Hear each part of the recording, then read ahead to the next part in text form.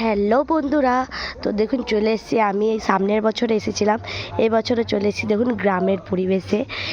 এখানে গ্রামে মা কালীর পুজো হয়। এই যে ঠাকুর বানানো চলছে এখানে, আজকে সন্ধেবেলায় পুজো।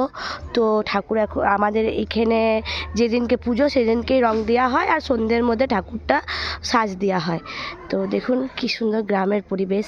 এই যে মাটির ঘর, চারিদিকটা মানে ফ্রেশ। সত্যি কথাই বলছি যে গ্রামের পরিবেশ একটা আলাদাই ফ্রেশনেস থাকে, এটা বলার দরকার নেই। যারা গ্রামে থাকে তারা জানেই।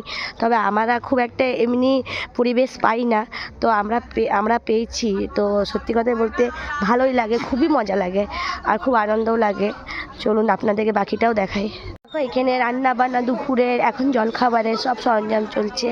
সব নিজের নিজের গল্প, হই হল্লার, আনন্দ। এই যে এইদিকে আছে মাটির বাড়ি আর এইদিকে আছে পাকা বাড়ি। তো মোটামুটি আমরা তো খুব আনন্দ করছি। তো তোমাদেরকে দেখাই আমরা কেমন জায়গায় শুয়েছিলাম। একটু অন্ধকার আছে, দেখো এখানে আমরা শুয়েছিলাম।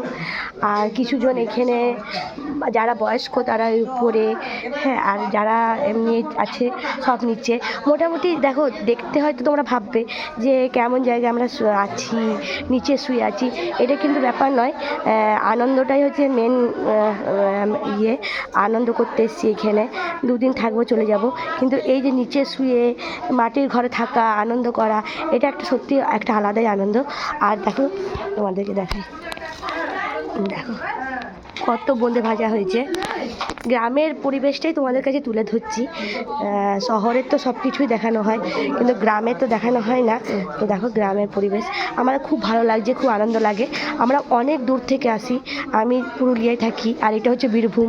আমাদের আসতে অনেকটা সময় লাগে, অনেকটা কষ্টও লাগে, কিন্তু তবুও আসি এই আনন্দটা উপভোগ করতে। টাটা বন্ধুরা।